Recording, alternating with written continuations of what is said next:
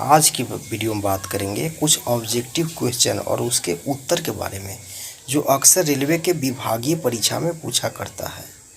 इससे पहले अभी तक आपने मेरे चैनल हिंदी रेल टेक को सब्सक्राइब नहीं किया तो सब्सक्राइब कर बेल बटन को दबा दीजिए ताकि मेरे वीडियो का नोटिफिकेशन आपको मिलता रहे। तो चलिए आइए।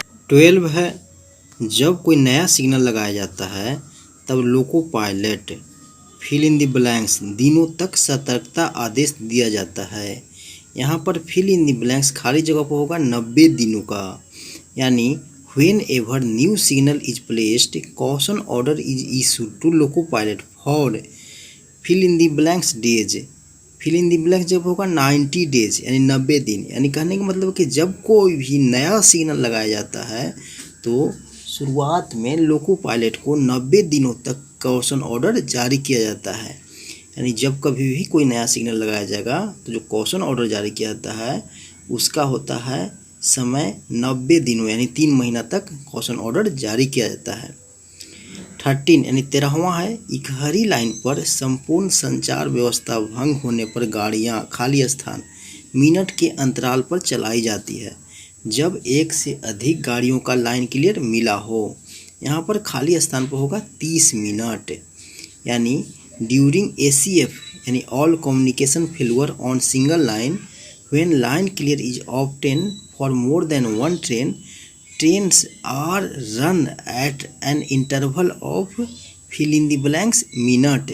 फिल इन द ब्लैंक्स पे होगा 30 मिनट्स, यानी जब सिंगल लाइन में टोटल फेल्यूर ऑफ कम्युनिकेशन हो जाता है तो गाड़ियों जब एक से अधिक गाड़ियों का लाइन क्लियर मिल जाता है तो 30-30 मिनट यानी आधा घंटा के अंतराल पर ट्रेन चलाई जाती है।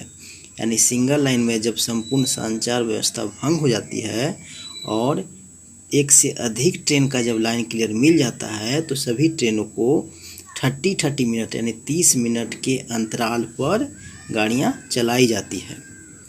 14 है, स्टेशन प्रबंधक का जिम्मेवारी है कि वह देखें कि उनके स्टेशन पर जो शंटिंग काम हो रहा है वह खाली स्थान के अनुसार हो रहा है। यहाँ पर खाली स्थान पर होगा स्टेशन संचालन नियम, यानी it is the responsibility of station manager to see that कि shunting is performed as per fill in the blanks. यहाँ पर फिल इन द ब्लैंक्स जब होगा SWR यानी स्टेशन वर्किंग रूल। कहने का मतलब है कि स्टेशन प्रबंधक महोदय जो स्टेशन के होता है उनका जिम्मेवारी है कि उनके स्टेशन पर जो भी शंटिंग काम हो रहा है वो सभी शंटिंग काम स्टेशन संचालन नियम के अनुसार ही हो रहा है। यानी किसी भी स्टेशन पर जो शंटिंग काम होता है वो शंटिंग काम स्टेशन संचालन नियम यानी स्टेशन वर्किंग रूल के अनुसार हो रहा है कि नहीं, इसकी जिम्मेवारी स्टेशन प्रबंधक महोदय की होती है। 15 है, 15वां है, दो ऑटोमेटिक सिग्नलों के बीच की दूरी को खाली स्थान कहते हैं। यहाँ पर खाली स्थान पर होगा सिग्नलिंग सेक्शन, यानी distance between two automatic signal is called as signalling section.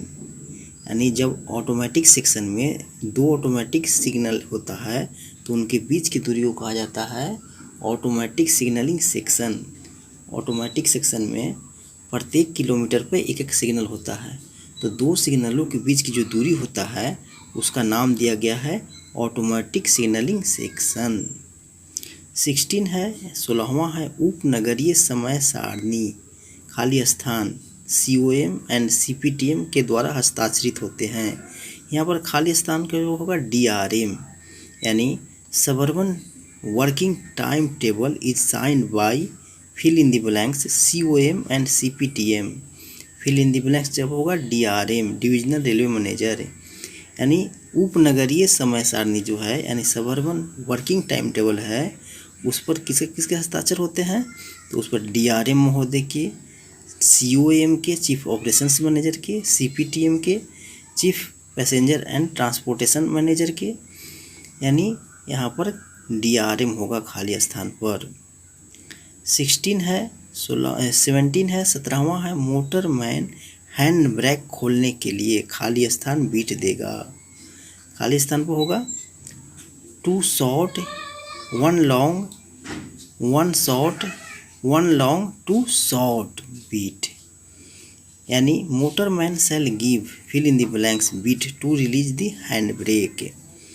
Motorman hand brake को रिलीज करने के लिए जो बीट देता है वह बीट है 2 शॉर्ट, 2 छोटा 1 लंबा, फिर छोटा, फिर 1 लंबा, फिर 2 छोटा।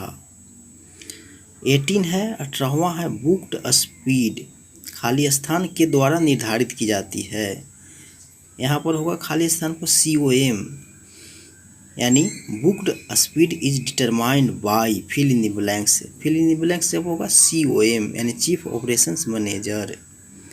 बुक्ड स्पीड है जो ट्रेन का जो बुक्ड स्पीड है, नॉर्मल स्पीड है, सेक्शनल स्पीड है, उसका निर्धारण COM महोदय के द्वारा किया जाता है, यानी चीफ ऑपरेशंस मैनेजर के द्वारा बुक्ड स्पीड का निर्धारण किया जाता है।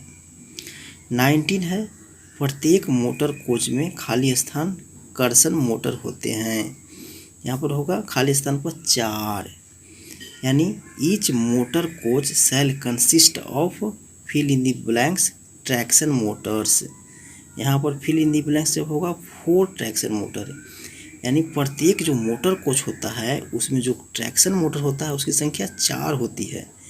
यानी जितने भी मोटर कोच होते हैं उसमें एक मोटर कोच में 4 ट्रैक्शन मोटर होता है। 20 है, EMU के ऊपर एस मार्क का अर्थ खाली स्थान होता है। यहाँ पर खाली स्थान पर होगा स्पेयर, यानी S mark on the EMU coach means, यहाँ पर फिल इन द ब्लैंक्स जब होगा S means spare. EMU coach के ऊपर जो एस मार्क लिखा रहता है उसका अर्थ होता है स्पेयर। 21 है, 12 कोच का EMU रेक को जोड़ने के लिए खाली स्थान यूनिट जोड़ना पड़ता है। यहाँ पर खाली स्थान पर होगा 4 यूनिट, यानी to attach the 12 coach EMU rake dash unit are to be attached. यहाँ पर डैश की जगह पर होगा फिल इन द ब्लैंक्स पर 4 यूनिट, यानी 12 कोच का EMU को रोक को जोड़ने के लिए 4 यूनिट को जोड़ना पड़ता है।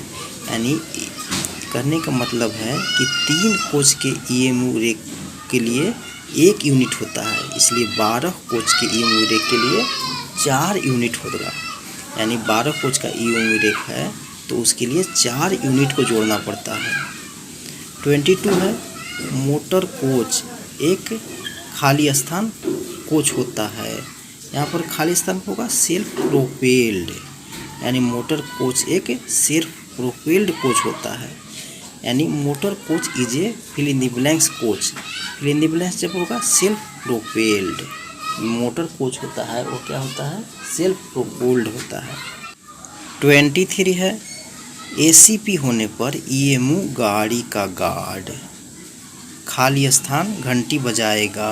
यहाँ खाली स्थान पर होगा 3 छोटा 1 लंबा, 2 छोटा 1 लंबा, 2 छोटा घंटी। यानी in case of ACP guard of EMU shell give खाली स्थान बेल। यहाँ पर खाली स्थान पर होगा 3 छोटा 1 लंबी, 2 छोटा 1 लंबी और 2 छोटा। यानी EMU में अगर ACP हो जाता है तो गार्ड महोदय जो घंटी बजाएंगे बेल कोड वो होगा 3 छोटा 1 लंबा, 2 छोटा 1 लंबा, फिर 2 छोटा घंटी। 24 है, बुलावा सिग्नल खाली स्थान को छोड़कर किसी भी रोक सिग्नल के नीचे लगाया जा सकता है। यहाँ पर खाली स्थान पर होगा अंतिम रोक सिग्नल, यानी calling on signal is placed below any stop signal except खाली स्थान। यहाँ पर खाली स्थान पर होगा लास्ट स्टॉप सिग्नल। कहने का मतलब है कॉलिंग ऑन सिग्नल जो है अंतिम रोक सिग्नल को छोड़कर किसी भी रोक सिग्नल के नीचे लगाया जा सकता है। यानी calling on signal last stop signal, यानी एडवांस स्टार्टर को छोड़कर किसी भी रोक सिग्नल के नीचे लगाया जा सकता है। तो इस वीडियो में इतना ही। अगर वीडियो अच्छा लगे तो लाइक कीजिए, कमेंट कीजिए और शेयर कीजिए। तो चलिए हम आपसे पुनः मिलेंगे एक नए वीडियो में एक नए टॉपिक।